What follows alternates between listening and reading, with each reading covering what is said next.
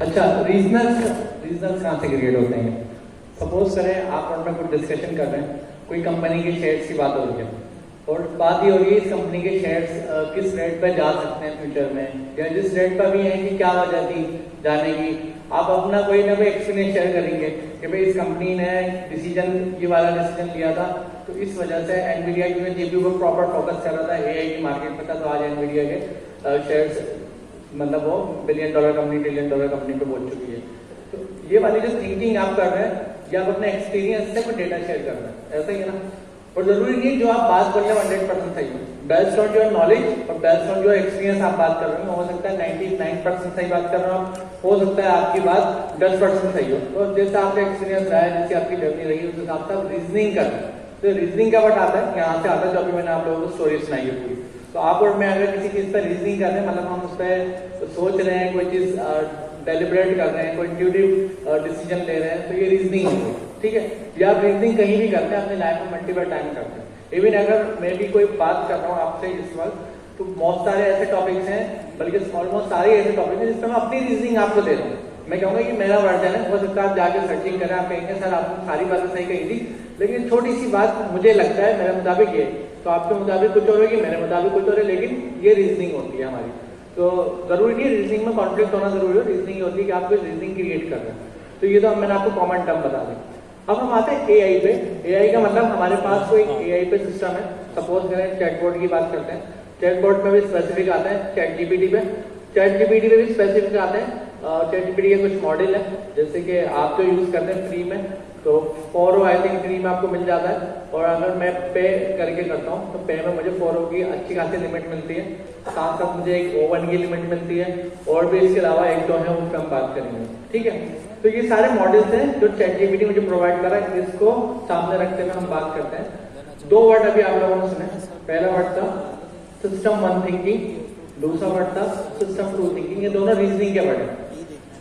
Suppose करें आपको मैं पहले आसान जबान में ये समझाऊंगा, क्योंकि मेरा मकसद अभी ये जो सर ने टास्क दिया कि आप जाकर अपनी दादी को भी ये बात समझा दें, अगर उनका टेक्नोलॉजी से कोई लेना देना नहीं हो सकता, आपकी दादी आपसे अच्छी डेवलपर पता नहीं है ना, कंफर्म नहीं है, तो इनका अगर टेक्नोलॉजी से कोई लेना देना।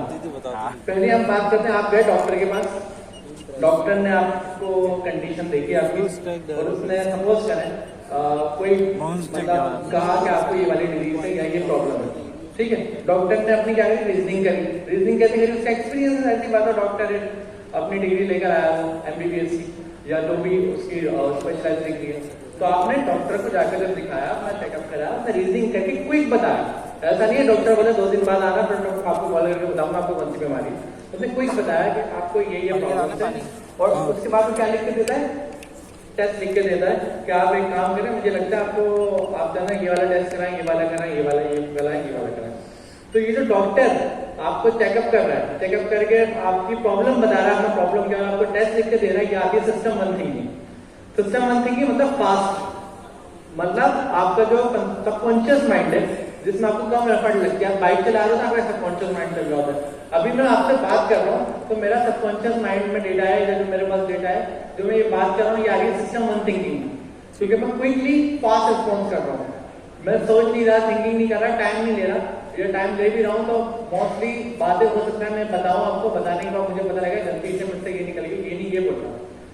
तो सिस्टम 1 थिंकिंग में एरर के चांसेस ज्यादा होते हैं, क्योंकि जाहिर है फास्ट प्रोसेस कोई भी होता है उसमें गलती हो सकती है। हमने वैलिडेट थोड़ी करा है, बोलने से पहले मुझे मौका कितना मिला है, 1 सेकंड का मौका मिला है कि मैं सोच लूँ कि सही बोला गलत बोला, तो ये वैलिडेट करने का मुझे टाइम ही नहीं मिला। हो सकता है बोलने के बाद मुझे लगेगा मेरे अल्फाज सही नहीं थे, मुझे वापस लेने चाहिए। तो सिस्टम 1 थिंकिंग में आप कहाँ गए, आज डॉक्टर के पास गए, डॉक्टर को आपने दिखाया, उसने अपने एक्सपीरियंस से बताया कि आपको ये प्रॉब्लम है और आप ये टेस्ट लिख लें, ये करवा के लाइक मुझे दिखाएं। ये आपकी हो गई सिस्टम 1 थिंकिंग, जो फास्ट होती है, इंट्यूटिव होती है, और उसमें क्विक रिस्पॉन्स दिया जा रहा था अपनी नॉलेज पे बेस्ड पे। तो ये किस में आती है, रीजनिंग में आती है, लेकिन रीजनिंग को हम बोलते हैं सिस्टम 1 थिंकिंग। अब हम एक स्टेप आगे बढ़ते हैं, हम बोलते हैं सिस्टम 2 थिंकिंग की रीजनिंग क्या होती है। सिस्टम 1 तो समझ में आ गया, सिस्टम 2 ये होती है, आप गए, आपने अपने सारे टेस्ट करवाए, टेस्ट की रिपोर्ट्स ली, और रिपोर्ट्स लेके आप डॉक्टर के पास आए, और रिपोर्ट्स पे आपकी प्रॉब्लम लिखी हुई है प्रॉपर, लेकिन मुझे ये बताया कि डॉक्टर ने आपको गैस करा था कि आपको ये प्रॉब्लम है, और जो रिपोर्ट्स पे आया एक्यूरेसी किसकी हाई है? एक्यूरेसी मतलब कौन सी सबसे ज्यादा सही है? डॉक्टर ने बोला था या रिपोर्ट्स में आया? सेकंड वाले की नंबर 2 रिपोर्ट्स वाला। लेकिन हो सकता है डॉक्टर ने भी वही बात बोली हो। डॉक्टर की बात की एक्यूरेसी हाई हो सकती है, लेकिन उसमें हमें पूरा ट्रस्ट नहीं है, हमें लगता है कि एरर की गुंजाइश है। लेकिन जो रिपोर्ट्स आई है हमें पता है एरर बहुत लिमिटेड हो सकता है, और एकदम मशीन से गलती हो गई हो, अदरवाइज तो एरर नहीं होगा।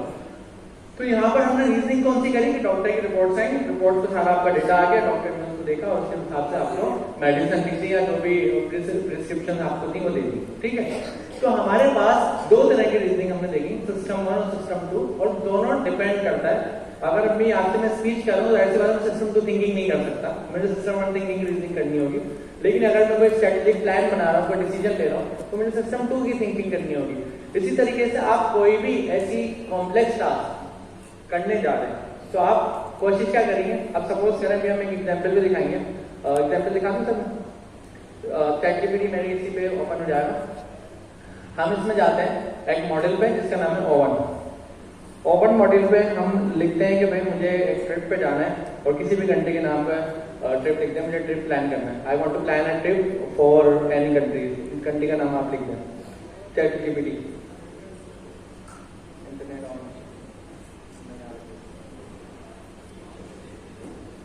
ओवन से हम पूछेंगे, देखें यहाँ पर हम ChatGPT पाए। अच्छा, लेफ्ट साइड पर कुछ मॉडल्स हैं, ओवन सिलेक्ट करा है क्योंकि मेरे पास पेड अकाउंट है, GPT प्लस है, तो प्लस के ऊपर ओवन मेरे पास नजर आ रहा है। ये ओवन मॉडल है जो ChatGPT की स्कीम पे हमें मिलता है। यहाँ पर I want to plan a trip for, अभी काम नहीं है, खुद पढ़े क्लाउड।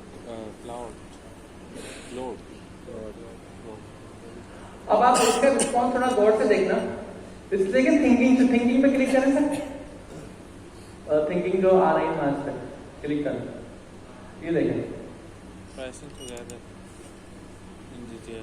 थिंकिंग नहीं करते सर, कर रहा है सर, स्टार्ट में कर रहा था, अभी भी कर रहा है सर, स्टिल थिंकिंग का स्टेप बताइए ना, तो थिंकिंग स्टेप ऊपर जो तो ये तो रिजल्ट आ गया, एक थिंकिंग के स्टेप भी आ रहा है वहां, उसके उसने क्या थिंकिंग करी है। अच्छा ये आ रहा, सॉरी हाँ, अब ये देखें ये जो स्टेप आ रहे हैं यहाँ पर इस ओवन मॉडल में कौन बताएगा सिस्टम 2 यूज हुआ है 1 यूज हुआ है? 1 यूज नहीं हुआ। कितने लोग कहते हैं 1 यूज नहीं हुआ?